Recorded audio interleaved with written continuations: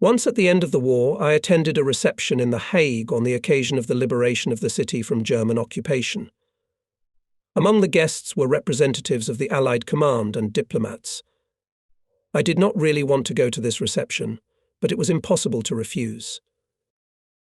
At the reception, everything was as you have seen many times in pre-war Hollywood movies. Servants in smart livery carried glasses of champagne on trays. The women were in evening gowns and the men in tuxedos. I tried to keep out of the way. Suddenly someone clapped me on the shoulder. I turned around and saw the smiling face of a man I didn't know, but he called me by my last name and introduced himself as Colonel Van Easton. We chatted about little things, and then the colonel drew my attention to a huge painting hanging across the room from us. Painting, especially the works of Dutch artists of the 16th and 17th centuries, was a passion of mine, so I was glad when my companion brought it up. It turned out that he also knows painting quite well, loves fine art, and is a fine connoisseur of it. In the course of the conversation, Easton invited me to visit his home and promised to introduce me to his collection of paintings. The colonel lived not far from the place where the reception was held, and I gladly agreed to go to him without waiting for the end of the reception. Easton's apartment was furnished with great taste. On the walls of the drawing room hung paintings by Rembrandt's pupils. One of the paintings caught my eye. It hung separately in a small alcove. It showed a smiling young man in 17th century clothes. I had seen it once before, but I couldn't remember where. "You're a real connoisseur," Easton said, noticing my interest in the painting. "It's the best of my paintings, isn't it? Do you know who painted it?" "I think it was Ferdinand Payne," I answered. "That's right. It's a Beaulieu painting. By the way, very few people know the author of the painting, although everyone likes it," Easton said. "I thank you for the compliment, but I have one advantage over your other guests. It's not the first time I've seen the painting. I saw it about 15 years ago, I think, in Linda's collection." "That's right. That painting still belongs to poor Linda. I just rented it." "Why is Leander a poor man?" I asked. "What happened to him?" "Don't you know?"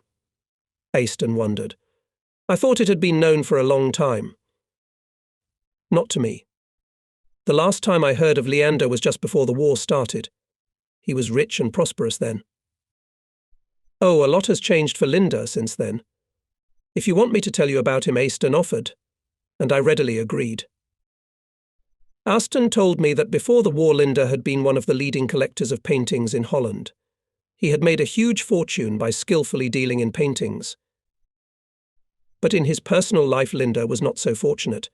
He bought a palace for a lot of money, and almost every day to organize a drinking party, with constantly surrounded by his ladies of half-secret and all sorts of henchmen.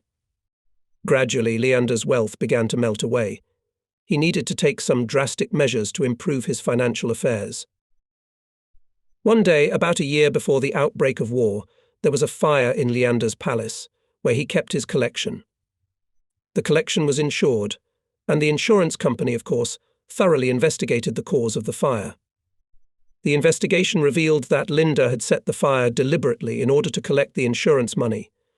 Linda was convicted and imprisoned almost until the occupation of Holland by the Germans. Realizing that he could not regain prestige in Holland, Linda moved to Hamburg, where he lived throughout the war. When the Allies occupied Hamburg, their counterintelligence suspected Linda of collaborating with the Germans. Linda was arrested. He is now in prison awaiting the conclusion of the investigation into his case. "That's why I called him a poor man," Easton finished his story. "He had committed a crime before the war and was punished. But can you blame Leander for his decision to go to Germany? It was fate that he ended up in a country that had become our enemy." "It's a sad story," I said. "I didn't know Linda very well, and it was a long time ago. I never heard that he was convicted. But why did you tell me all this?" "Because you were interested in the painting that belonged to Leander. And besides, I thought his story would be of interest to you as a counterintelligence agent. I want to help Linda, and maybe you can help me in return." I remained silent, and Easton, seeing my embarrassment, continued. I've been to see Leander in prison. He's not feeling well, and he'll thank anyone who helps him. You mean the painting? It took my breath away. It all started with a conversation between two cultured people about painting, and now suddenly it was a deal, a direct bribe. If I understand you correctly, you think I'm capable of committing an official crime. You think I can be bought. No way. We are not talking about bribery, but only about a small gift for a favour, said Aston, smiling. But this small gift is worth about 250,000 guilders, isn't it? Yes, that's the market price. I am not at liberty to inquire into your financial affairs, but it seems to me that you are not rich, are you? But let's leave that question and look at things soberly. First of all, I didn't ask you to commit a crime or to seek the illegal release of a criminal. I'm only asking you to look into Linda's case and expedite his release if his innocence is established. If that is all you ask, I remarked, why offer me a bribe? You could have simply asked me to take up your friend's case personally, and quickly. Now you've put me in a difficult position. It was Leander's idea, said Aston embarrassedly. When I was in his prison, he told me that he knew you. He's a businessman, and he's used to making deals. That's the kind of man he is. Help him, and he won't be in debt. He's still very rich. For you or me, a gift like that would be a fortune, but for him it's nothing. Listen, Aston, I interrupted the colonel. We've gone too far.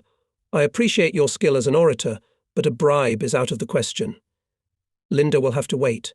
There's nothing I can do to help him now. A few days after this conversation, I was reminded more than once of my excessive pride. Out of curiosity, I inquired about the Linda case, and it turned out that the investigation had been going on for a long time, and the case was nearing its end. The investigator in charge of Linda's case was an old acquaintance of mine. He immediately told me that Linda would probably be fully rehabilitated. According to the investigation materials, Linda lived in Hamburg throughout the war and did not cooperate with the Germans, although he did not give up his commercial operations. My acquaintance expressed confidence that Linda would be released as soon as possible. Thus, if I agreed to accept Aston's offer, I would be the owner of a marvellous painting worth 25,000 guilders, without deviating one iota from the letter of the law. Of course, my personal intervention would not have affected the outcome of the case, but neither Linda nor Aston would have thought of it. In any case, my conscience would have been clear, and besides, there is no law against an officer accepting gifts from his friends. And yet there was one doubtful point in the Linda case. It took me a long time to realize the nature of these doubts, but some instinct seemed to guard me against accepting Aston's offer. The answer to my doubts was finally found in the papers of Linda's pre-war case in connection with the charge of seeking to obtain an insurance sum illegally. Among my acquaintances was the publisher of a Dutch newspaper, and he readily provided me with a set of clippings on the Leander case. I spent a whole day studying these materials and became acquainted with the Linda case in every detail.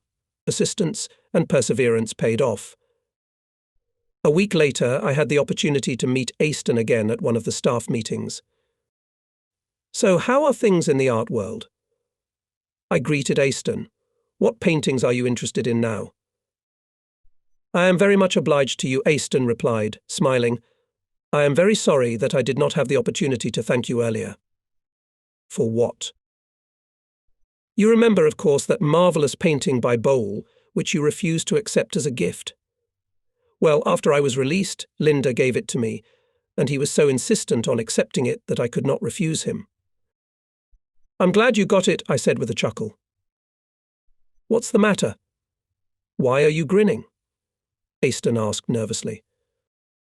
The fact is, dear Aston, that you have been deceived. The painting given to you is not the original. It can't be. How do you know that? You must be saying it out of jealousy, Aston said excitedly.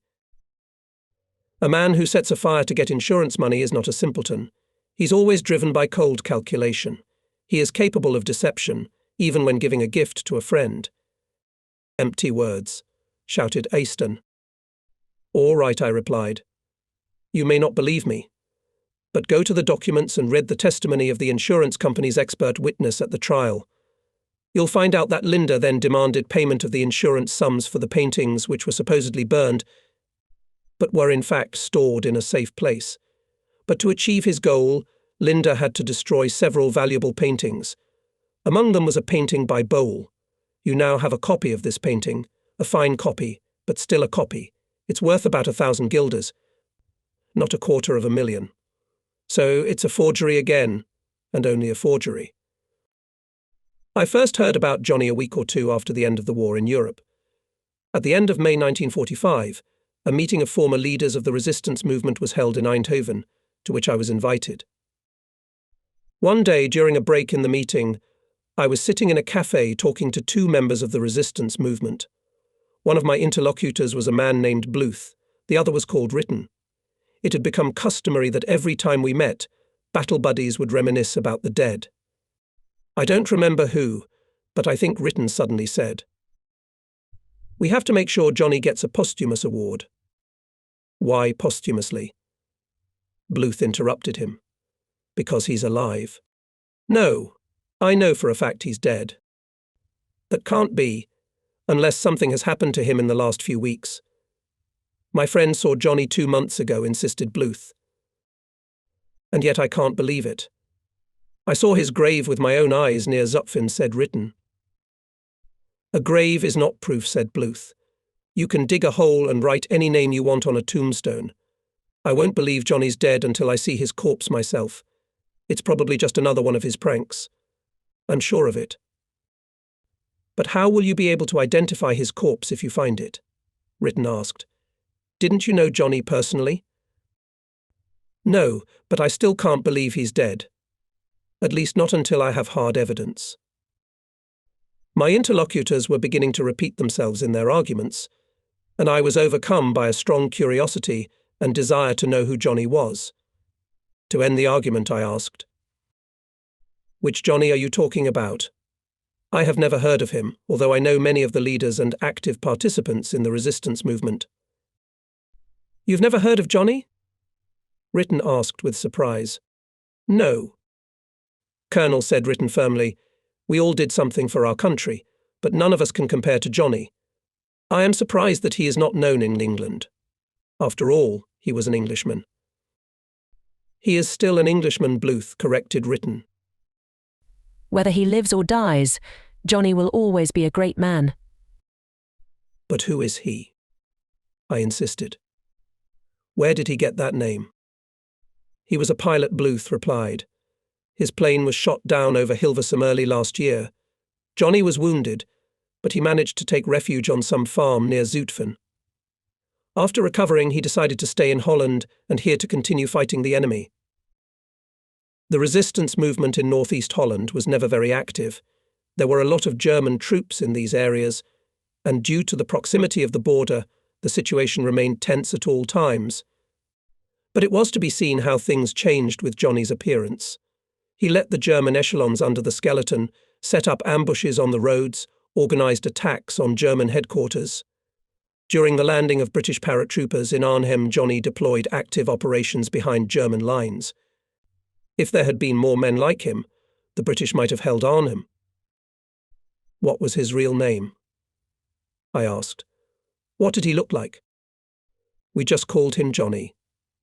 It never occurred to anyone to ask what his real name was or what his surname was. "But could you describe him?" "I've never seen him," Ritten answered. "Neither have I," Bluth joined him. "You see, a month ago there was practically no communication between the southwest and northeast parts of the country." "But there must be someone who knew Johnny personally," I insisted. "He couldn't have fought alone. Where did he get his weapons? Where did he live? Someone must have helped him. Who were these men?" "Colonel," said Bluth, smiling, "you know how to ask questions, but unfortunately we can't answer them. Why don't you go to Zutphen? There will surely be people there who can tell you more than we can." "They say that Johnny's closest assistant was a beautiful girl," Ritten added. "Why don't you go and see her, Colonel?" "I shall certainly do so. My professional ego would not allow me to do otherwise." The conversation turned to another subject, and after an hour we parted. The meeting had finished its work, and I had to return to my direct duties as an investigator of those suspected of collaborating with the Germans during the war. I simply did not have time to deal with Johnny's mystery. Apparently much of what Written and Bluth had said was true, but more details were needed to solve the mystery. Most British pilots, once in German-occupied territory and not captured, made contact with the local resistance movement and were helped to return home. As far as I was aware, some pilots had to go into hiding for months, or even years on some remote farm, waiting for the country to be liberated from the occupiers. It is quite possible that Johnny stayed in the area where his plane was shot down and joined the local organisation of the resistance movement. Rumours spread quickly during the war, and if Johnny really acted heroically, the word of mouth could easily turn him into a new Robin Hood. If this was the case, then after the liberation of the northeastern parts of the country, it seems likely that Johnny would have hurried back home to his unit. There may even be a pilot's personnel file in the Air Ministry archives in London, containing a record of how Johnny returned to his unit and what he did during the time he was in Holland. Just at this time I happened to meet an officer I knew from British Air Force intelligence, and he agreed to help me. First of all, it was decided to establish whether the case of loss of an airplane during the British air raid on the Hilversum area in 1944, and whether the pilot, who was missing at that time, had not returned home. A week later a reply came from London stating the following. John Bruce went missing in action during a sortie in the Basim Hilversum area on January 22, 1944. Considered captured or killed. Not found among officers released from German POW camps. That was the end of the first phase of my search for Johnny. I now knew his real first and last name. I was able to continue my search only a month later. I was in the neighbourhood of Zutphen on duty and decided to visit the town. I was introduced to a leader of a resistance group named Harling. He lived on a small farm on the outskirts of Zutphen. Harling greeted me very warmly and began to tell me with great enthusiasm about Johnny's heroic deeds, raids on German wagons, sabotage on the railroads, and the seizure of arms depots. Where is Johnny now? I asked when Harling had finished his story. Don't you know? The poor guy's dead. He's buried not far from here. How did he die? It was an accident, an irony. How did it happen? When the Germans were driven out of our area, the authorities ordered all resistance organizations to surrender their arms and ammunition. On the farm where Johnny lived, there was a stockpile of dynamite. Johnny decided to check the stockpile and there was an explosion. No one knows how it happened, but Johnny was killed. His remains were buried there on the farm. It's a shame about that man, but war is war. Where were you at the time? I wasn't in town at the time. I found out all this later from Annie Dykers. Who is this woman? You haven't met Annie yet? Well, of course you just got here. You must see Annie Dykers. She knew Johnny better than anyone. She was the one who brought Johnny to the farm after his plane was shot down. Annie walked the wounded pilot out and then became his closest assistant. Annie and her younger brother Jan had long wanted to join the organization of the resistance movement, but no one would accept them. But then Johnny came along, and suddenly Annie began to give us one order after another. She had fought the Germans more successfully than many of us. We all thought that Annie was in love with Johnny, and that after the war they would get married. What did Johnny look like? I asked. Harling hesitated and scratched the back of his head. I can't tell you that. I never had to see him up close. I only saw him once at night. But one of your comrades must have seen him and told me what he looked like. It couldn't be that a man lived in the city for a year and no one saw him, could it? Annie and her brother could certainly describe Johnny's appearance. During the war, people were used to being cautious even when talking to close friends. Johnny was very cautious and rarely appeared in town during the day. He didn't want the Gestapo to track him down. In addition, I know from Annie's story that Johnny had badly hurt his face on landing when his plane was shot down. That's probably why Johnny was uncomfortable being out in public. You said you met Johnny at night. Can't you at least describe him in general terms? All I can say is that he's a man of below average height, thin, about the same height as Annie's brother, only a little broader in the shoulders. Of course, such a description of a man's appearance would not satisfy many people. However good a leader of the resistance movement Harling was, his powers of observation were clearly not up to par. Yet I could not complain about fate. I had new data and opportunities for further searches. Harling explained to me how to find the Dykers' farm, and the next morning I was on my way. I wanted my arrival to be unexpected, and so I did not give the Dykers any warning of my arrival. I found the Dykerses at work on the farm. The woman, seeing me, came to the hedge. She wiped her hands on her apron and said hello. She looked 22 to 23 years old. Even in her simple peasant clothes, she was surprisingly beautiful. I introduced myself and explained that the authorities had assigned me to investigate the circumstances of Johnny's death. Annie took the cigarette I offered her in a manly manner and lit it. In all her movements it was clear that she was the mistress of the farm. When she called out to her brother, he immediately dropped his work and ran up to her. Jan Dykers was about 16 to 17 years old. This skinny little fellow answered exactly the description Johnny Harling had given of him. He looked a lot like his sister, but for some reason he was more wary than Annie. I apologized for disturbing their work, but Annie immediately brushed my apology aside and offered to go inside. We settled at the table in the kitchen. Annie told me in detail how they had first met Johnny, how they had then fought the occupiers together. Her story was nothing new to me, but Annie suggested that we go to the ruins of the barn where Johnny had died in the explosion, and then to his grave in a field not far from the house. On the grave I saw a small wooden cross with the inscription, Pilot John Bruce. When we returned to the house, Annie showed me the pilot's wallet and his scarf, the same one he had been wearing the day his plane was lost near Hilversum. I thanked Annie for her help and said in passing, the war was over and Johnny's parents might wish to take his ashes for burial in England. Jan, who had hitherto remained silent, exclaimed, "No, you can't do that." Annie quickly came to her brother's aid and said calmly, "I think Ian means that Johnny would prefer to be buried where he fought so brilliantly.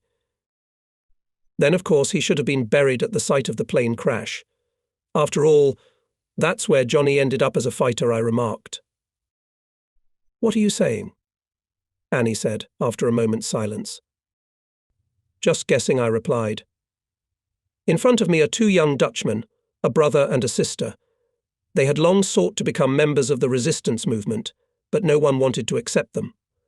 Suddenly, one night, a badly wounded English pilot shows up at their house. The brother and sister do everything possible to save his life, but the pilot dies. The young people bury the pilot and keep the things that belong to him, a purse and a scarf. After the death of the pilot, the legend of Johnny is born. This idea may have occurred to the sister after all. She is much more energetic than her brother. No one knows about the pilot's death, and if they organize a resistance group, which he supposedly leads, such a group will enjoy great support from the population.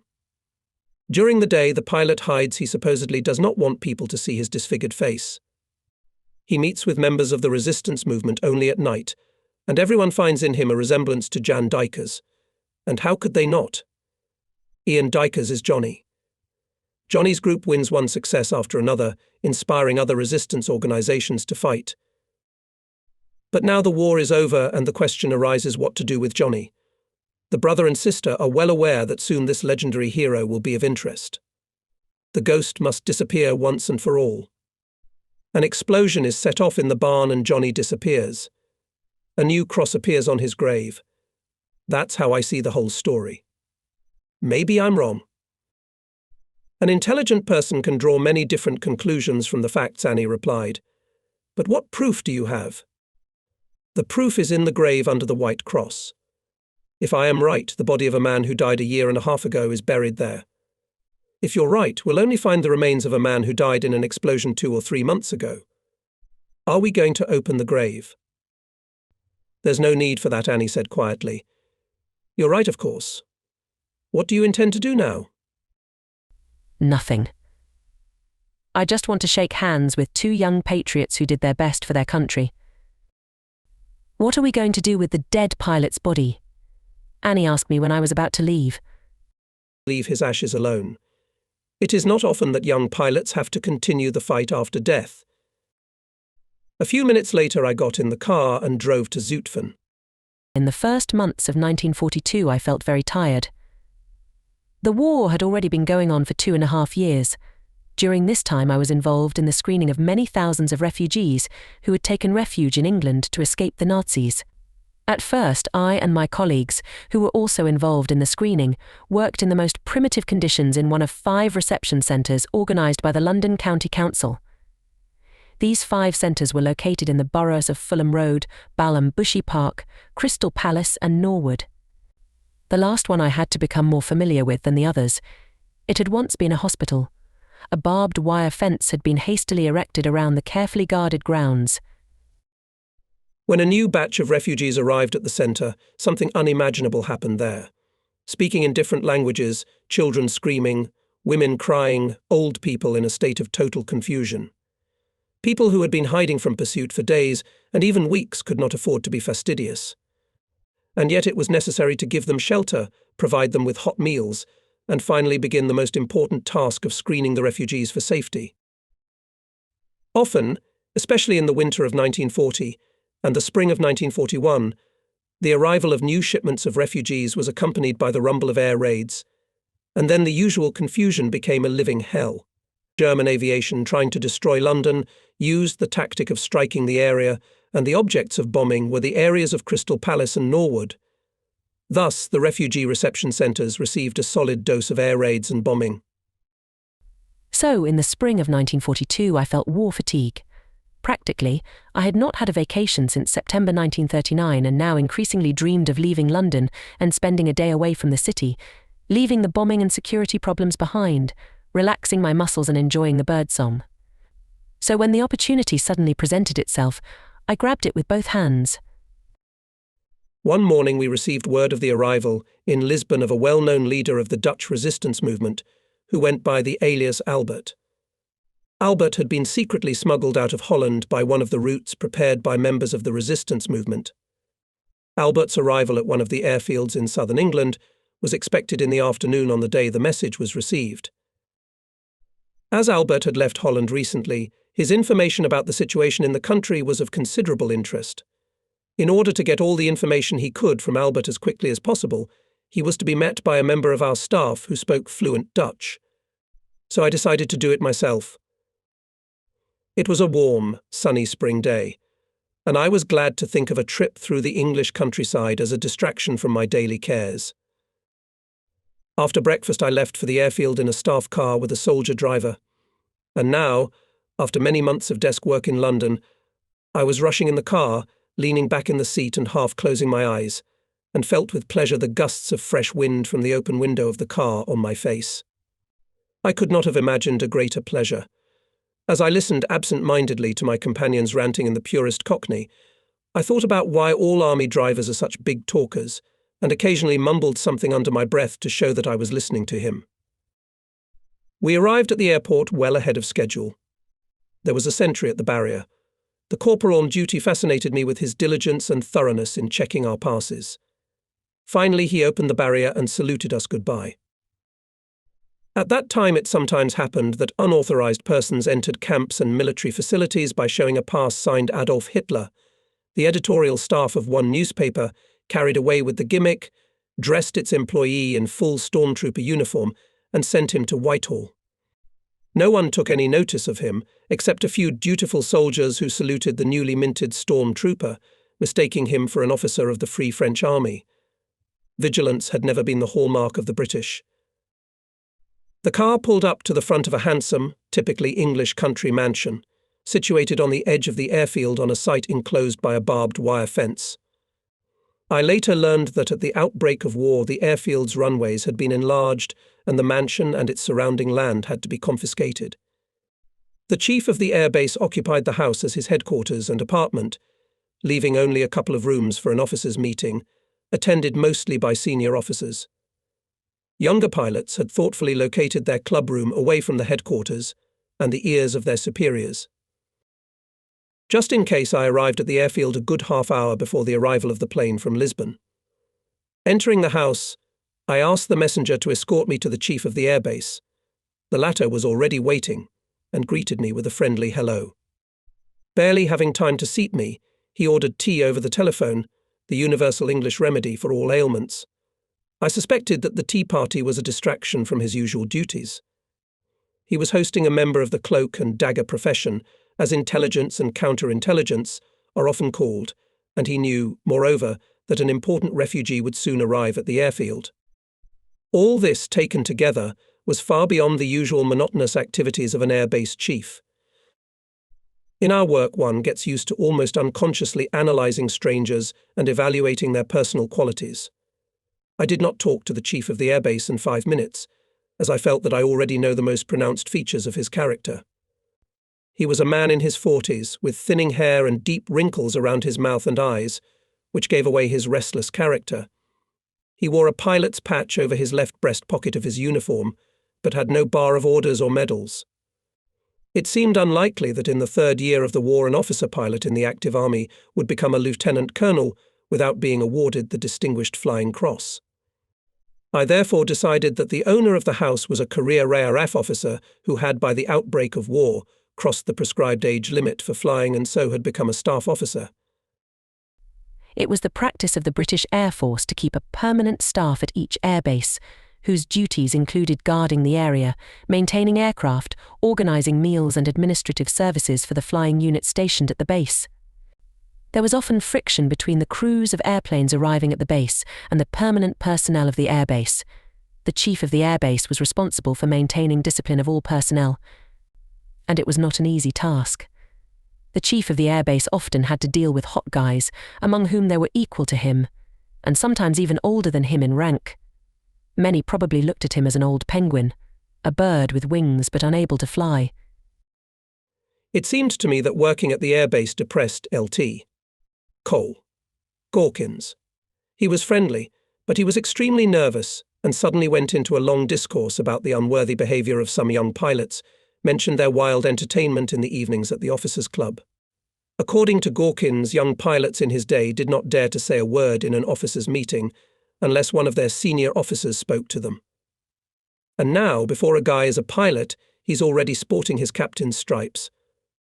In the old days it took years to get another rank. I tactfully tried to point out that the rapidity of promotion was due to a high casualty rate, and that no one would envy a young man's fleeting exhilaration and rank when there was little chance of enjoying either for a long time.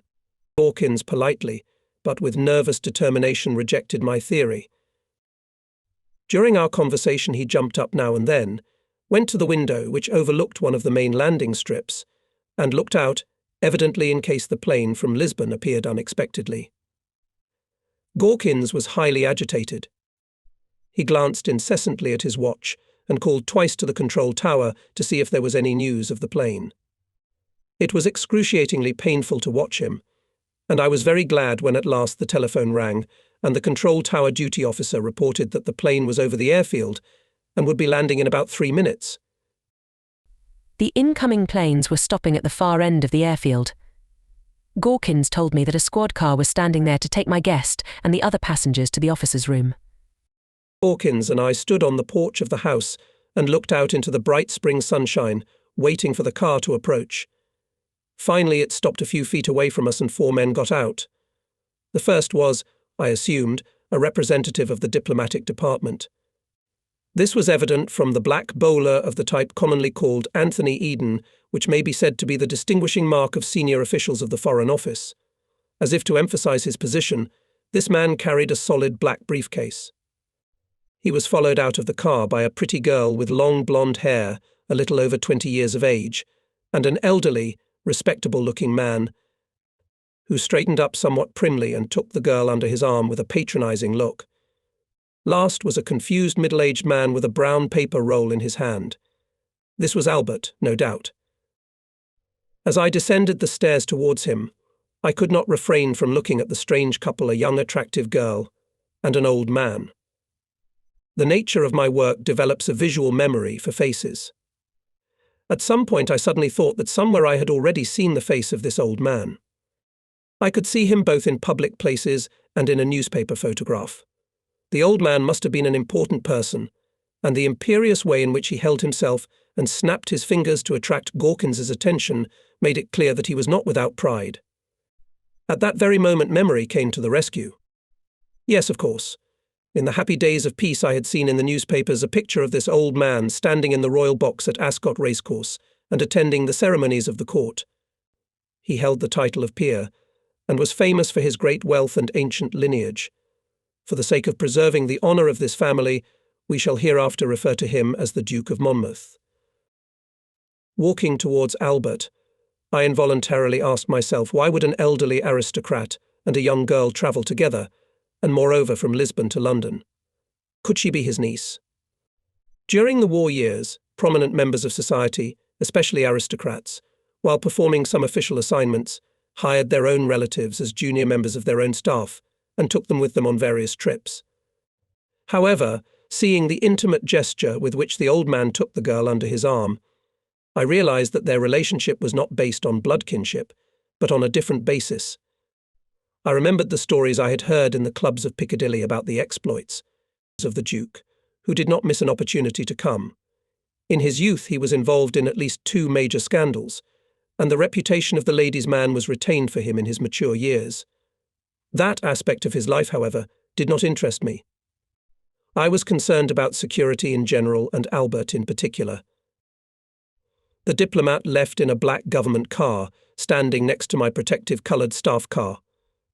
Gawkins went to introduce himself to the Duke and his companion, while I shook hands with an embarrassed Albert.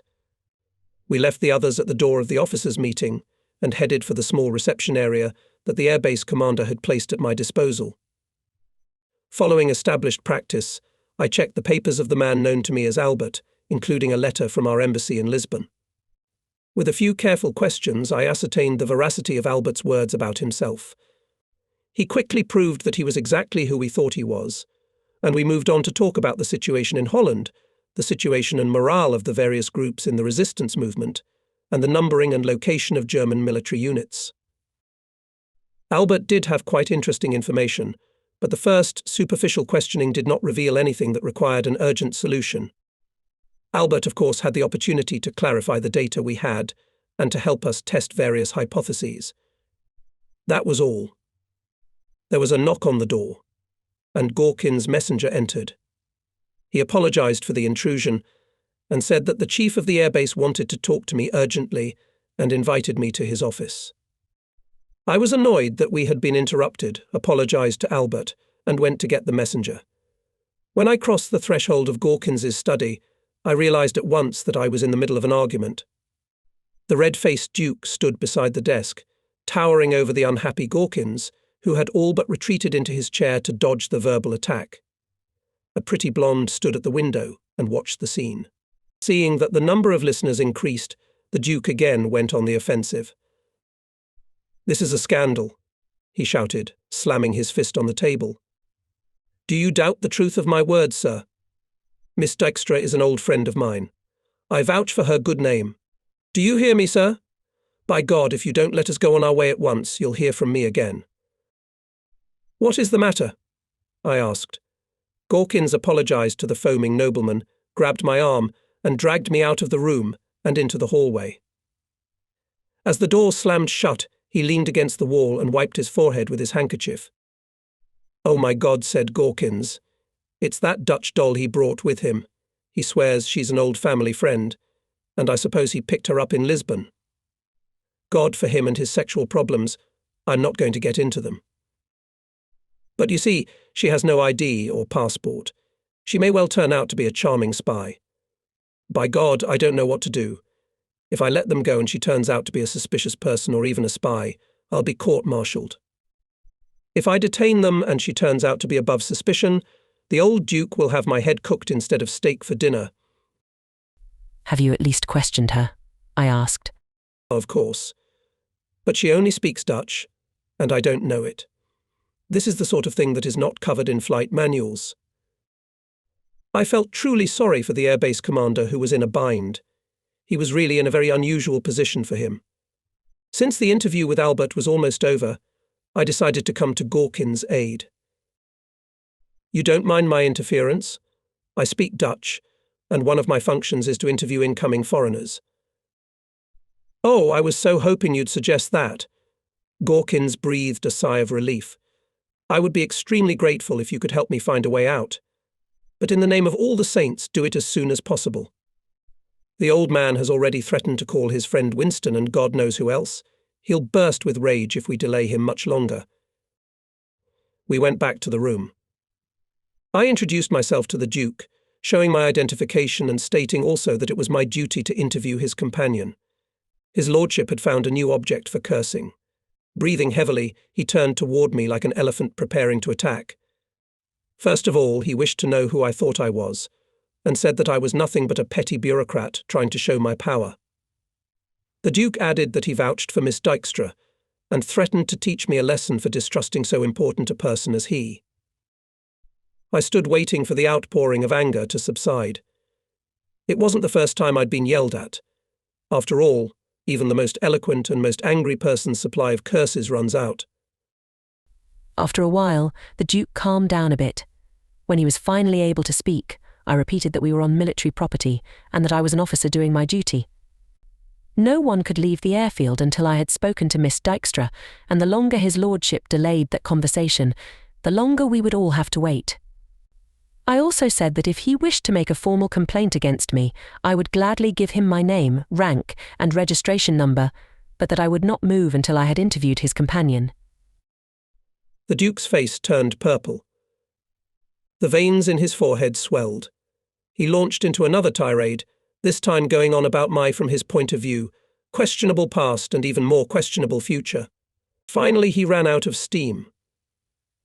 After he stopped shouting, Duke said he was only willing to wait 5 minutes while I spoke to Miss Dykstra, and that he expected to receive a written apology from me and the airbase commander when we were convinced of our mistake. At my sign, Gawkins led the Duke away to the officer's room, where I hoped a good shot of brandy would help soothe his wounded pride. I returned to the reception room where Albert was sitting, quickly explained the situation to him, and asked him to wait a little longer. Then I wrote a short dispatch about Albert's arrival and rendezvous, informing him that there was nothing urgent. The telephonist at the airfield immediately began dictating this message over a telephone equipped with a cipher. Having finished with all this, I wasted no time in returning to the office of the airbase chief, where Dykstra was under guard. I invited her to sit at the desk, and myself in the chair opposite. Dykstra was certainly beautiful. Blonde women of northern latitudes often have cold perfection in their facial features, but Dykstra's appearance, even in moments of calmness, could not conceal her inherent liveliness and warmth. The conversation began in Dutch, although I strongly suspected that she knew English much better than she had shown in her conversation with Gawkins. In the work of a counterintelligence officer, internal premonitions sometimes lead to serious mistakes, and therefore you cannot rely too much on the appearance of the interlocutor. I have met people with repulsive appearance, who, nevertheless, were honest and honourable. And at the same time, one of the most heartless killers I have known was a small woman with large blue eyes. Something about Miss Dykstra's appearance alarmed me. She looked too pampered to be believed. It was hard, too hard to imagine MS, Dykstra as a liaison to the resistance movement, who had just made the arduous journey on foot. After a few stenciled questions, I asked MS Dykstra to tell me about herself.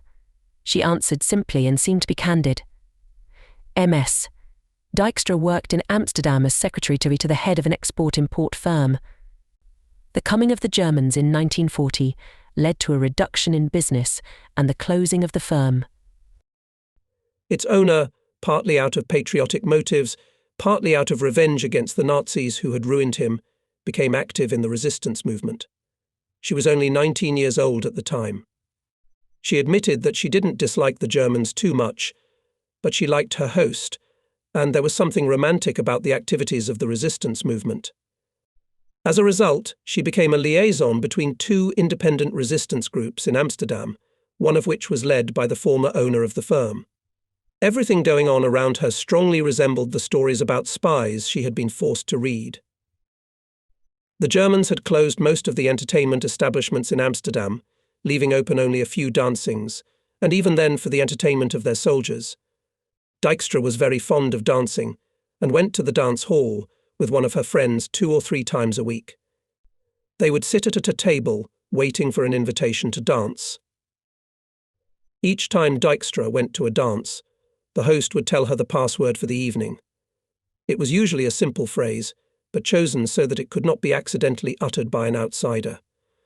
She never knew which of the many possible partners would turn out to be a member of the resistance movement until, in the whirlwind of the dance, he would utter the innocuous-sounding password, as if by accident. Then she would in turn relay the master's errand to her partner. Such a gentleman never repeated his invitation to dance, much less tried to make a date with her. It was their custom, as Dijkstra told me with a touch of superiority, not to be interested in other members of the organization. In this way, everyone appeared to have fewer secrets which, if they failed, might come to the attention of the enemy. For about a year and a half she performed her duties in relative safety. But gradually the Gestapo were closing the ring around her master and his assistants, who were in complete ignorance. One morning, when Dijkstra was about to go to work, there was a hurried knock at the door of her room. She opened it and saw the worried face of Anton. Under this nickname lurked the master's friend and one of the active members of their group. Anton told her that the owner and all the others had been arrested by the Gestapo, and that he had escaped arrest only because he had not slept at home that night. Now there was a danger that sooner or later one of the arrested would crack, and then they would be in trouble, and therefore it was necessary to escape, and immediately. There was no time for packing and tender farewells. Anton had long been in touch with the organizer of the escape and knew where to turn for help. Dijkstra grabbed her purse and ran out of the house with Anton, leaving to the mercy of fate dear to her heart apartment and all her possessions. They went to an address that led them to a dilapidated warehouse. There Anton introduced Dijkstra to a man named Billy. As it turned out, Billy worked for a group closely related to the group run by Dijkstra's former boss. Billy was now also under threat of arrest and was about to flee Holland. Billy had no objection to Anton and Dijkstra joining him. The more fugitives there were, the better the chances of a successful escape. At night, continued Dijkstra, they began their journey. They were passed from one guide to another. By a roundabout way through Brussels, they reached Paris. From Paris, they travelled by train to Lyon, where they stopped for a few days. Then they travelled south again by buses and finally on foot to the Pyrenees. There they contacted a smuggler from the Basque country who knew all the trails and mountain crossings. With his help, suffering from extreme cold, the passes in early spring were still covered with snow. They made their way through the mountain range. Finally, the moment came when they crossed the border and found themselves in Spain. So far, Dijkstra's story seemed quite plausible. I already knew from other sources that the cell, which was run by Dijkstra's master in Amsterdam, had been uncovered by the Gestapo. It was even known that Anton and Billy had gotten out of Holland by one of the escape routes. We knew all about their progress up to Lyon. Then the trail was lost. None of our agents mentioned that Anton and Billy were accompanied by a girl, but that could not be a basis for accusing Dijkstra of lying. Hastily coded and minute radiograms rarely contained all the details, and the name of Dijkstra, a less prominent member of the group of 3 fugitives, might well have been omitted. I began to question her in more detail about the route and the guides who had accompanied the group. Dijkstra answered promptly and confidently, but as the picture of the flight came out in all its details, some strange feeling took possession of me. Each of the routes and liaison agents mentioned had recently been uncovered by the Germans, the failure of the Lyon group having occurred a day or two after Dijkstra and her comrades had travelled along its route. All this could, of course, have been a series of unfortunate coincidences, but it could not be ruled out that Dijkstra did not follow this route at all. The Gestapo headquarters could have instructed her thoroughly, after the necessary information had been squeezed out of the unfortunate prisoners who had tried to escape by that route. My next question was interrupted by a knock on the door. Gawkins poked his head in, muttered an apology, and asked if I could come out into the corridor to see him for a moment. I had to restrain myself from answering him sharply. How the devil can one conduct a serious interrogation while being limited in time and constantly interrupted? Gawkins was so frightened and agitated that he was afraid of his own shadow, and yet I would have preferred it if he had not been stepping on my heels all the time. When I left the office, Gawkins was thrashing about the corridor in a state of great anxiety. He begged me to hurry up and finish my conversation with Dijkstra. The Duke had another fit of rage, and this time he telephoned the Chief of Staff of the Air Force. He seemed to know by name all the big bosses and vowed to call all his acquaintances and complain about the extremely insulting reception that was given to him and his companion. "In the name of all that is dear to you," said Gawkins, pleadingly, "get this matter over with. If we don't get them out of here in a few minutes, you and I may be court-martialed. For you, military service is a temporary matter, but for me it's a career. I have a wife and 2 children." "Look," I said, "I'm sorry you're in this mess, but there's nothing left for you to do but lead this old cat around for a while longer. I need to finish my interrogation, and that doesn't mean asking a few trivial questions. Besides, I can't interrupt a case I've already started." "How long do you think this can go on?" Gawkins said pleadingly. I shrugged. "It's hard to say. The longest interrogation I know of lasted 3.5 weeks. "Oh, God!" Gawkins couldn't say any more. He leaned against the wall of the corridor and wiped his face with his handkerchief. "What shall I tell the Duke?" he asked pitifully, heading for the officer's room. I could not help smiling at him. Apologizing to Dijkstra, I asked her to continue the story from the moment when she and her companions reached the territory of Spain. There was not much further to tell. After crossing the border, the group had travelled southwest on foot toward Portugal. Spain was considered neutral, but they nevertheless had to be on their guard. Therefore, they generally lay in ambush during the day and travelled at night, all on foot, except for a short stretch when they managed to steal 2 bicycles. The members of the group took turns riding them for about 30 or 40 kilometres before both machines broke down. "What happened to your companions?" I asked. "Are Anton and Billy still in Lisbon?" "No," she replied. "They are unfortunate. They never managed to get there." "How so?" I couldn't stand it. We had a tremendous stroke of luck. 2 or 3 days more, and we would have been safe on the other side of the Portuguese border. As I told you, we were travelling at night, and one day we lost our way. Of course, we should have waited until dawn, but apparently, having travelled a long way without difficulty, we underestimated the danger we were in." "What do you mean by that?" "After we lost our way, Anton decided to knock on a house and make inquiries. Billy objected at first, but Anton convinced him that there was no risk at all. They left me on the road behind the wattle.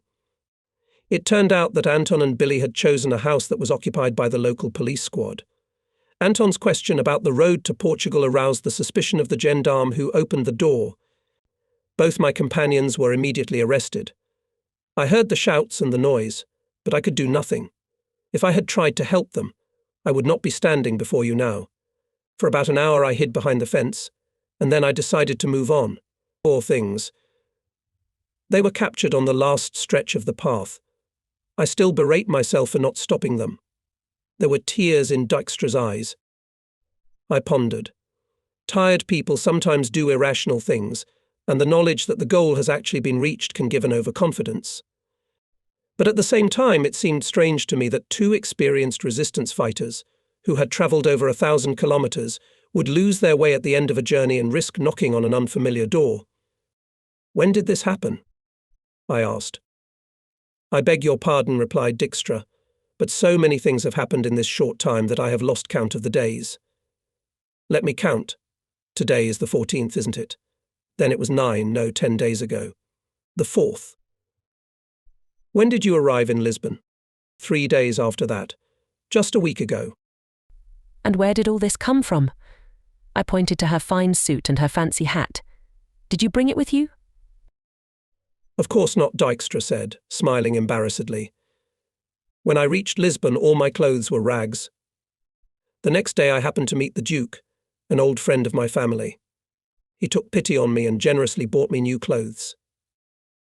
"That's really generous," I muttered. "But where did you meet him?" "In the lobby of the Hotel Aviz. He had a room there and was just leaving the hotel when he saw me.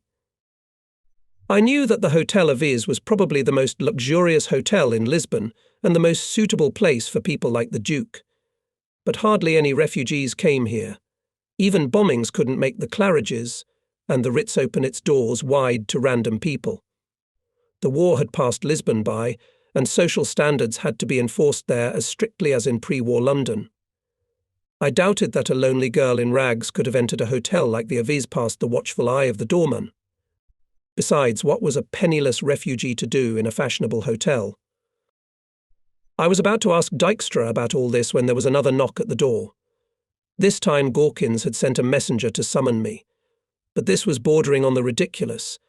How could I concentrate on an interrogation that required great mental exertion when I was so often distracted?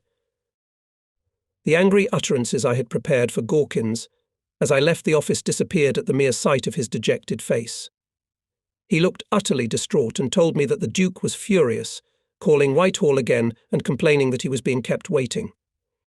The Duke bellowed into the telephone receiver with such vigour that Gawkins, who was in the next room, could hear him talking about God-imagining bureaucrats and bloodthirsty slobbering bureaucrats who think they have the right to detain a person on a responsible errand. "I must tell you, Pinter," said Gawkins, "I can wait no longer. You have been interrogating this girl for half an hour. Surely you can tell whether she is all right or not. Among other things, if she were a spy, the Duke would never have contacted her. Why don't we just let them both go? After all, if we don't let them go in a few minutes, both you and I can tender our resignations before they're demanded from above." "I am very sorry," I replied calmly, "but the matter must be brought to a conclusion. There is something false in that girl's story." "Can you prove it now?" "Not yet." "Then I beg you, hurry up. What brings you here today?" "May I remind you that it was you who asked for my help?" The tone of my voice was quite harsh. Besides, the longer we stand there and continue this childish argument, the more impatient the Duke will be. Before Gawkins could reply anything, a shout from the officer's room at the end of the corridor was heard from the Duke's room. A growl that sounded like the moaning of a hungry lion, which apparently meant that his lordship was preparing for another outburst of rage.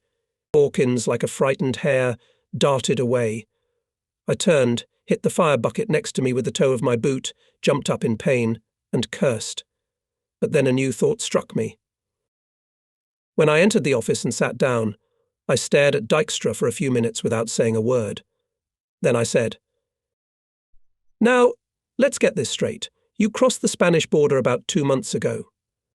"Yes." "And arrived in Lisbon 6 weeks later." "Yes." "That means you travelled about 1,000 kilometres in 6 weeks, about 150 kilometres a week." "Yes, but as I told you once before, we stole bicycles and rode them until they broke down." "That's good." "But still, you walked most of the way?" Yeah. Yeah. All right." "Laughs, take your shoes off," I commanded. Dijkstra was so surprised that she obeyed. With a quick, "Excuse me," I bent down and felt the foot of her right leg through the thin silk stocking. She looked at me with surprised eyes and obviously thought I was going crazy. "Miss Dijkstra," I said sharply, "these are not the feet of a man who has just walked about 1,000 kilometres in 6 weeks and has worn out the soles of his shoes to the point where they are no thicker than a sheet of paper. In a foot soldier, the skin hardens around the heels and on the foot. Your feet are as soft as a child's. You arrived in Lisbon on the padded seat of a German staff car, not on these small, pampered feet." Dijkstra realised she had lost. She tried to make a joke, but I, without answering, continued to stare mockingly at her feet. Finally, she gave in and confessed everything. It turns out that she fell in love with a lieutenant of German intelligence and under his influence agreed to work for the Nazis. Hitler's intelligence reached the rumour that the Duke of Monmouth will fly to Lisbon on behalf of the International Red Cross. Intelligence and previously knew about his weakness for pretty girls, and that before the war he had several prominent friends in Holland. The Abwehr's plan was as follows. Dijkstra was to make the Duke's acquaintance by introducing herself to him as a distant relative of one of his friends. Anton and Billy had indeed been captured shortly before near Lyon. If Dijkstra had told the Duke that she had only accompanied Anton and Billy during their escape from Holland, and had kept silent about the French part of the route, she would not only have won the Duke's sympathy, but would have had a ready and solid legend by the time of interrogation on arrival in England. The Abwehr believed that in the case of the Duke's sponsorship of her questioning by counterintelligence will be superficial. I called the Duke and the head of the airbase. The first stormed in an angry state, but before he had time to express the feelings boiling in him, I managed to say, "Your companion, an old family friend, has just confessed to being a German agent. We will detain her here until her confession is written and certified, and then she will be sent to London. You may be charged with aiding and abetting her criminal schemes, but I have no intention of arresting you. I suggest that you go home and consider yourself under house arrest until this case is concluded. You may have to surrender your passport, and I ask you not to leave London without further notice." There was the silence that usually comes before a bomb goes off. But this time it was limited to a soft clap as His Lordship the Duke of Monmouth obediently left the room. That's the end of the story. As far as I know, Dykstra was not put on trial. The charge against her contained few facts, and the higher authorities may have thought it unwise in time of war to bring a head of a noble family to trial as an accessory to a case on a charge of espionage. Dykstra was interned until the end of the war and then transported to Holland. There she was to stand trial in a Dutch court for crimes against her people. The Duke, of course, was not guilty of trying to help the spy. Like many men, he believed the pretty face and the innocent-sounding story. But I believe he learned his lesson. The last word in this story belongs to a sigh of relief from Gawkins, who, as he saw me and Albert off, said, "So I now know what the letters VOC mean. It is, rather, a very reckless man. As soon as the enemy has revealed a method of intelligence, it should be abandoned immediately. This is one of the first postulates to be internalized. No matter how cunning the scheme, and no matter how reliable it may have seemed before, it must be discarded the second the secret ceases to be a secret. Training an agent requires many months and even years. To expose a brave and intelligent man to unnecessary risk amounts to a needless waste of precious time and effort, not to mention a senseless sacrifice. During the 2 world wars, German intelligence was famous for the thoroughness of the development of its operations. It often went to endless lengths to prepare the agent and his documentation in accordance with the chosen legend and the assigned task. An example is the famous Van der Kieboom case. The Abwehr provided him with a suit of English fabric, and even English tailoring his identity card matched the original exactly in colour and had the necessary marks. If our counterintelligence had not received prior knowledge of his impending arrival, he could easily have blended in with the motley population of wartime England. If German intelligence had a flaw, it was primarily a commitment to mass production agents knew their tasks by heart, but not enough attention was paid to the development of initiative or quick reaction to an unexpected situation. In addition, the Abwehr stubbornly too often used methods that had long been exposed by our counterintelligence. These remarks serve as a preface to one of the most difficult cases I have had to deal with. The events described below relate to the story of Cornelis Verloop. At the end of October 1944, I was head of the Dutch counterintelligence mission to the headquarters of the Supreme Allied Commander and was in Eindhoven. Strange things were happening in a country that had been under occupation for 4 years and was suddenly liberated. Cases of collaboration with the enemy are streaming in, ranging from the most open and frank to the wildly fantastic, usually generated by a desire to pay for old grievances.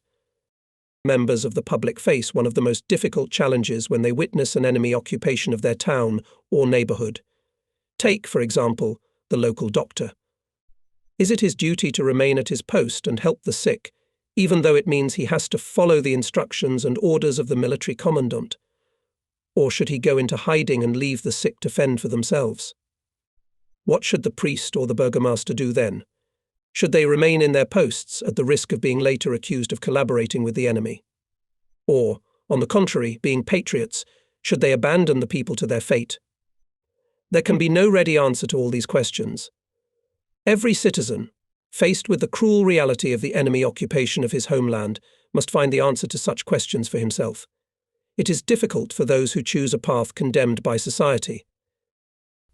While in Eindhoven, I was searching for the right path in the labyrinth of accusations and counter-accusations, trying to discover who is a traitor and who is a patriot. I had to sift and check the facts in favor of accusations and justifications to identify the motives that guided the actions of the accusers and the accused. It was exhausting work. One day I had to meet a man named Hendrik. He had been leading a group of the resistance movement for about 3 years and had proved himself to be an active fighter and an ardent opponent of the Nazis. He was a man of average height with incredibly broad shoulders and huge arms. I had long since left the lightweight category, but I felt that in a fight he could lift me up and break my back as easily as a peasant turns the head off a chicken. One day, together with other members of the resistance movement group, Hendrik was ambushed by the Gestapo and arrested. 2 days later, Hendrik escaped, but the Gestapo managed to permanently disfigure him by crushing his kneecap with blows from a rubber truncheon. Their efforts to get him to talk were unsuccessful. I met Hendrik shortly after arriving in Eindhoven. This patriot was worthy of reward for his heroic deeds. The group led by Hendrik was a constant source of anxiety to the Germans and had confined an entire German brigade to its area of operations. This contributed greatly to the success of the Allied offensive. Hendrik could be relied upon in times of need, his judgment could be trusted. And there he was, sitting in front of me, exposing a member of his group. Hendrik was clearly not pleased with the step he had taken. In his huge hand he held a short, knotted pipe, and as he spoke he twirled it so that it looked as if it were about to crack. He had already given me the name of the man whom he considered a traitor, Cornelis Verloop. He had also given me the facts that had aroused his suspicions. I had to verify the validity of his accusations. "How long had you known this Verloop?" I asked. "Practically all my life," Hendrik grumbled. "My father was a close friend of his father's. I'm a good 10 or 12 years older than Cornelis, and I've known him since he was under the table." "So he's about 25 now?" "A little more than that. I'm almost 40. When did he join your group?" 2 or 3 years ago, mid-1942. "And at that time you had no reason to suspect him of anything?" "I'm sorry, Colonel," he smiled for the first time since our conversation began, "but we would hardly have accepted him if we had suspicions." "Not necessarily," I remarked. "There is a saying in England that a criminal may be let off with a length of rope long enough to hang himself. I have known of cases in which persons who were suspected were given serious assignments, but were carefully watched." "But not in our group," Hendrik replied sharply. "We took great care in vetting newcomers before we put them in the group." "Well, what were Verloop's duties?" "His normal daily duties or his tasks in the resistance movement?" "No, his daily work." "After high school, Cornelis worked in our town in a large radio factory. A skilled craftsman, he must have performed well at work, because at the beginning of the war he was promoted to foreman. After the Nazis entered the city, the first thing they did was to take over the factory." "Yes, that's right. They converted the factory to tank and airplane parts." "So Verloop worked for the Nazis and under their supervision for over 4 years?" "Yes, but in the interest of fairness, half of the city's working population worked in that radio factory. Not going to work in the factory meant starving to death. I wouldn't blame him for that." "In any case, as you just said, Verloop's behavior up to the moment he joined your group was impeccable. What, then, made you suspect him of treachery?" Hendrik shrugged his shoulders. I can't tell you about a single incident, but a lot of small facts put together seem to me a solid basis. "Tell me at least some of those facts." "First of all, it should be said that the security service of the Nazis was always on the alert. At night they had posts in all the most important points on bridges, at the gates of the radio factory, in the railroad depot. Besides, at night one could not walk even 10 meters without running into a German patrol." "So what?" "So whenever Verloop went out on a mission, strange as it may seem, but somehow mysteriously the Germans disappeared.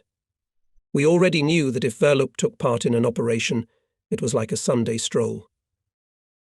"There are more fortunate and less fortunate people," I remarked. "I've seen it before." Hendrik nodded grimly. "Yes, that's what we thought. If it was known that Verloop was going on a mission, all the members of the group would volunteer to go with him. The boys looked upon him as a lucky charm.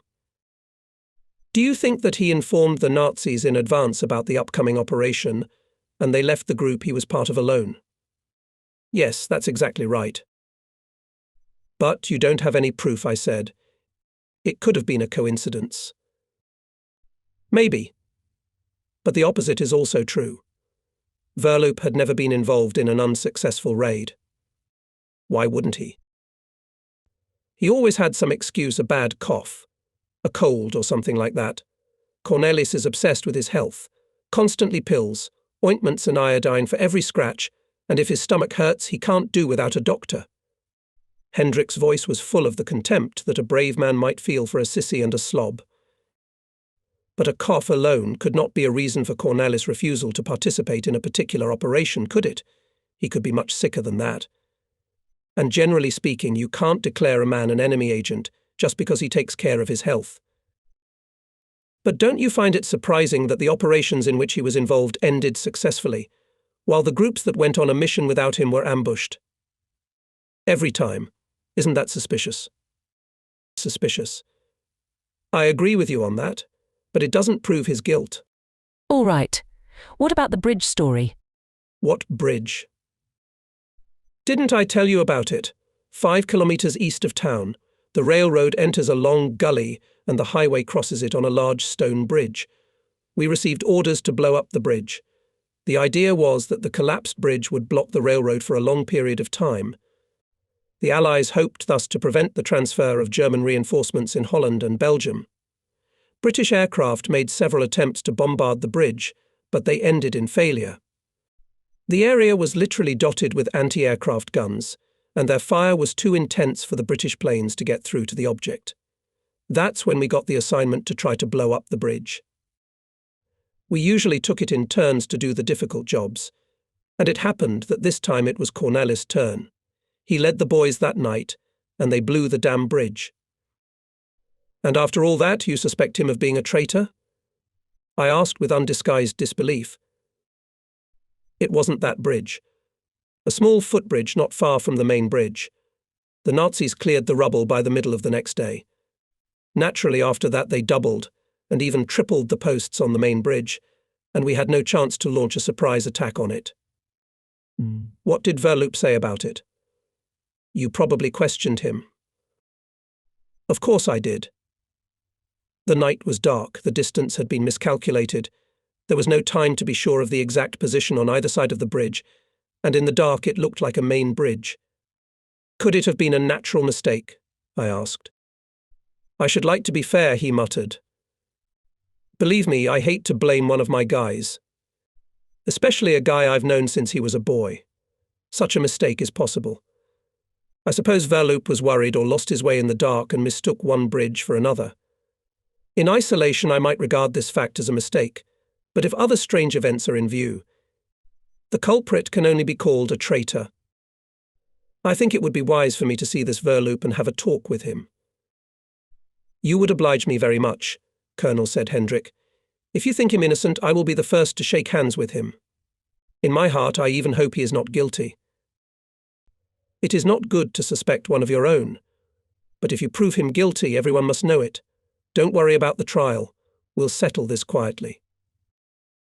With an involuntary movement, Hendrik stretched his strong arms over the table. I shuddered inwardly. A man like him would not spare a traitor. If Verloop is guilty, he will stand trial. My voice was harsh. I cannot allow vigilantism. Hendrik smiled embarrassedly. I beg your pardon, Colonel, he muttered. I forgot that the law has again triumphed in our land. May I tell Verloop that you wish to see him? No, perhaps not. If he knows of your suspicions, it will only alarm him. Tell me, is he and the others aware of the real objectives of my work? I don't think many people know. Then let it be announced that I am writing a report for the Allied High Command in Europe on the activities of the Dutch resistance movement. Well, that's not so far from the truth. I will naturally have to meet all those who took an active part in the resistance movement in the Eindhoven area. If I invite Verloop, let's hope he'll regard it as a routine survey. Hendrik agreed. It should work. So I'll announce it, if you don't mind. Hendrik said to me. Yes, of course. Hendrik rose, almost crushed my hand in a farewell shake, and limped toward the door. In order to disguise the plan, I had several conversations with members of the local resistance movement. Finally, after about a week, it was Cornelis Verloop's turn to present the information for my report to the Allied High Command in Europe. However, the plan we had devised with Hendrik, which was intended to put Verloop's vigilance to rest, could not be carried out as we wished. On the eve of the day on which Verloop was to appear before me, I received a top-secret message from a colleague of mine who worked as a liaison officer at High Command headquarters. The message read as follows: a senior German counterintelligence officer who had recently been captured stated that he had been associated with one Cornelis Verloop in the Eindhoven area. The message also contained instructions to interrogate Verloop and to keep him under strict arrest until the circumstances of the case were fully clarified. The next day, Verloop was arrested and taken to my temporary office. The message from headquarters confirmed Hendrik's worst suspicions, and yet I still wished to treat the case without prejudice. The war was not yet over, and the Germans might hope to retake Eindhoven someday. It would be foolish to expect a German counterintelligence officer to give away his actual contacts in the area. He might have learned Verloop's name by chance from the lists of workers at the radio factory, where Verloop played a far from insignificant role. The officer's actions could have been part of a plan to conceal the real facts and to try to misdirect our counterintelligence efforts by raising suspicion against an innocent man. The case was conducted in accordance with normal practice. Verloop was thoroughly searched. The things seized from him now lay before me, and he himself awaited interrogation in custody in an adjoining room. I had long ago learned the rule that before interrogation a suspect's belongings should be examined with the greatest care. The contents of his pockets may give an idea of his character, habits, and mode of life. If, for example, he carries a comb, a pair of pocket scissors, and a saw, it is easy to guess that he cares about his appearance and may even be vain. Having pornographic postcards in his wallet obviously indicates dissatisfaction with family life, and the person conducting the interrogation should keep this in mind when determining the direction of the interrogation.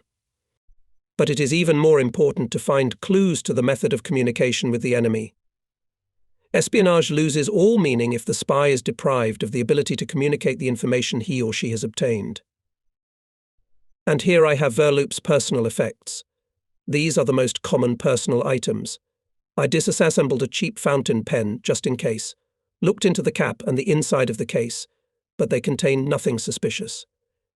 A rather dirty handkerchief did not look like a disguised geographical map, and small bills of money, amounting to a rather modest sum, even when examined under a strong light, revealed no secret marks. In Verloop's hand watch of the common Dutch model, after I had pierced the strap with a pin, removed the glass, and taken out the movement in search of secrets and conventions, nothing could be found to confirm the suspicions. The tattered leather wallet contained, in addition to money, an identity card, a photograph of a smiling woman with a child, a couple of postage stamps, and a notebook with a calendar. The notebook interested me. On every page of the notebook, up to the week we had experienced, there were notes that looked like a kind of code. During the interrogation, I decided to concentrate on this book, but later it turned out to be a tactical mistake. In addition to the items listed above, Verloop also had a box of matches. Much of the morning was spent examining these modest possessions of Verloop. I arranged for him to be given an early lunch, fortified myself, and set the interrogation to begin at 1:00 in the afternoon. Verloop entered the room, while the guards remained in the corridor.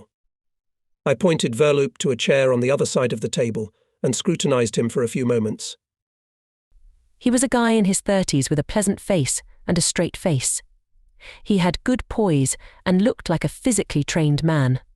I already knew from Hendrik that Verloop took care of his health, and from the few movements he had made in my room it was not difficult to recognize him as an athlete.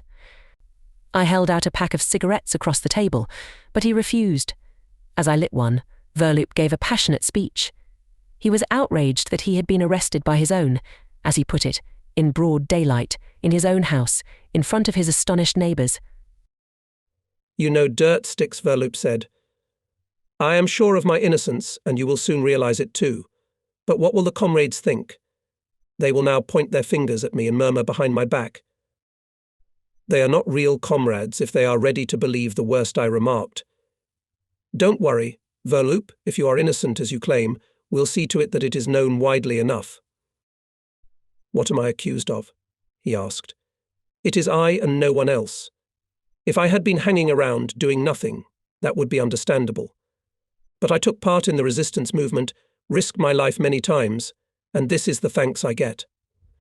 Why don't you go to our leader, Hendrik himself? He's a good guy. He'll probably confirm that I did my duty honourably." I suppressed an involuntary chuckle and remained silent, giving Verloop a chance to speak. When he began to repeat himself, I interrupted him. "Look here, Verloop, the sooner we start talking about the case, the sooner you can prove your innocence. So why don't you tell us about yourself, your work, how you joined the resistance movement, and any other things or events you think are relevant? There is no hurry, but there is no time to waste." Verloop began to speak again, and the words flowed uncontrollably. Verloop told me that in school he had taken a lot of athletics, won several medals in middle distance running, was a good swimmer, and in this sport he had defended the honour of his district in competitions.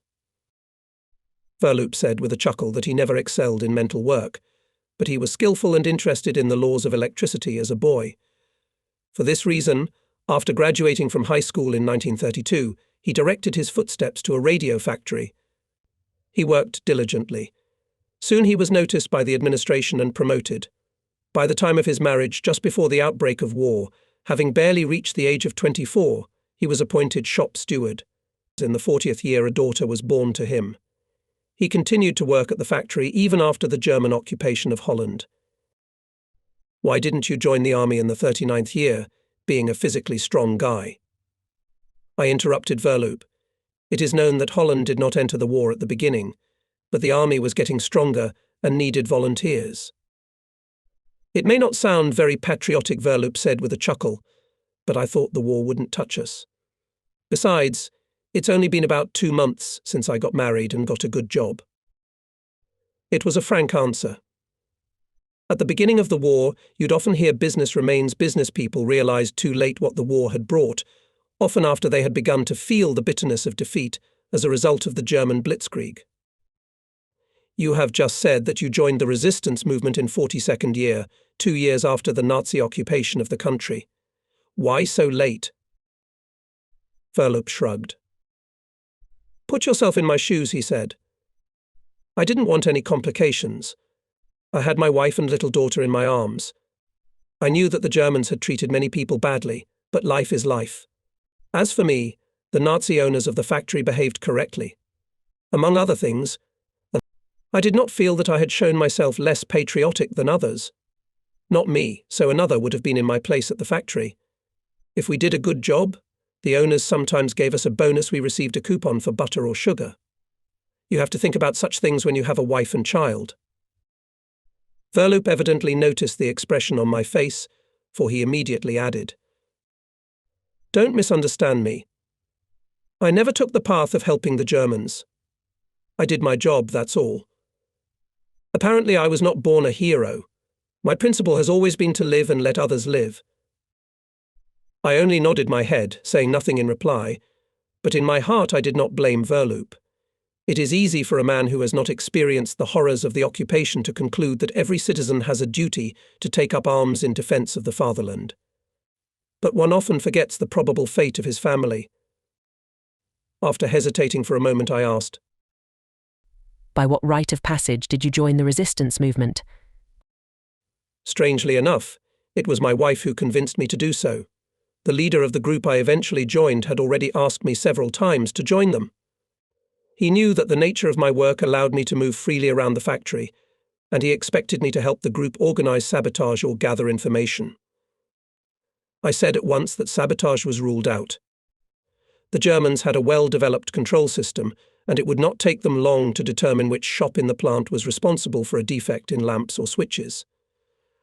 I told Hendrik bluntly that if I tried to do something like that, the Germans would catch me in a couple of days. But I agreed to let him know when any special shipment of equipment was about to leave the factory. If he and his boys blew up that equipment when it was already waiting to be shipped and was in the freight cars, it wouldn't concern me. So you started passing information to the resistance movement? Yes, it went on for months. One thing led to another. One night they decided to blow up one of the labs where top-secret equipment was being tested. I knew the factory better than most, as well as the routes of the German patrols. That's why they chose me as a guide. Never in my life had I felt such fear as I did that time. I began gradually to sympathize with Verloop. His childish grin was infectious, and if earlier I had seen vanity in his attitude to physical fitness, now his admission that he was not a born daredevil won me over. So by the end of the 42nd year, you had become a full-fledged member of the resistance group. According to the information I have, you were lucky. Every time you went on a mission, the German patrols that swarmed the area did not disturb the group. On the same occasions when you missed an operation, the group sent to carry it out was ambushed. How do you explain that? Verloop spread his hands. How can I explain it? It's one of those phenomena that defies explanation. Why do some people win at cards and others always lose? It's a matter of luck. I know it creates all kinds of rumours. What about the surgeries you've missed? I was told that a trifling cough or a slight cold has sometimes served as a reason for you to refuse to participate in this or that operation. That's also true. Look, Colonel, I don't know if you've ever been on a night out. Well, here's the thing. Suppose you're standing in the dark, holding your breath. You hear the slightest rustle, like the squeak of a soldier's boot, or the rustle of a rifle strap. And you stand there like a statue, praying to God that nothing betrays your presence, and if some idiot starts sneezing or coughing at the most crucial moment, it's all gone. One cough can give away 10 people, believe me. I would never take someone with a cough. Do you agree with me? That's reasonable, I said, catching myself in the thought that I agreed with Verloop. But I have heard other things. About the explosion of a bridge, but not the one that was to be destroyed. Verloop blushed. I don't know who told you about it, he said heartily, but at any rate, that man cannot be my friend. It is true that I blew up the wrong bridge, but that gives no reason to suspect me of being a German agent. And yet I blew up the bridge. Sometimes airplanes throw bombs past their target. Can the crew members of such an airplane be called spies? I could not answer this question. Besides, Verloop impressed me with his directness and convincing answers. He admitted that he was far from being a hero, and yet he performed his missions honestly. Could Hendrik have been wrong in his suspicions? Hendrik was a different sort of man, and maybe the fact that Verloop did not seem brave enough to him had led Hendrik too far in his estimation. As I pondered this, I took another cigarette and held it out to Verloop. He smiled and gestured with his hand to decline thank you.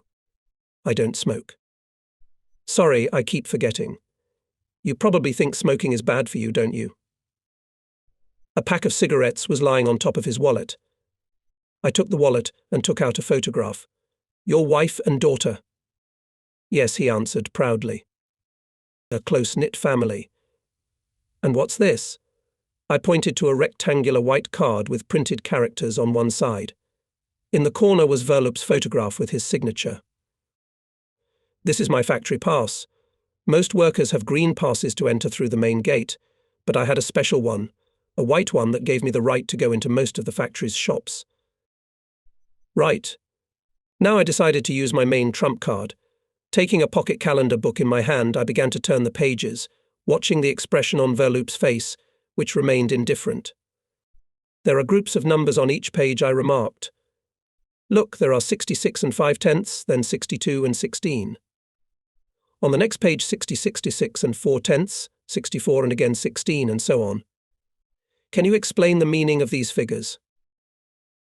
Verloop took the calendar from my hands and began to look through it. After a few minutes, to my surprise, he laughed. I beg your pardon, he said. Seeing my surprise, I shouldn't have laughed like that. I understand what you are suggesting, but it is not that, I assure you.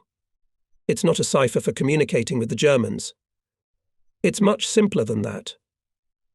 Every day after gymnastics or swimming, I checked my weight, pulse, and respiratory rate. 66 and 5/10 means 66.5 kilograms, 62 is the pulse rate that day, and 16 is the number of breaths per minute. That was it. Mehr. I had no choice but to laugh along with him.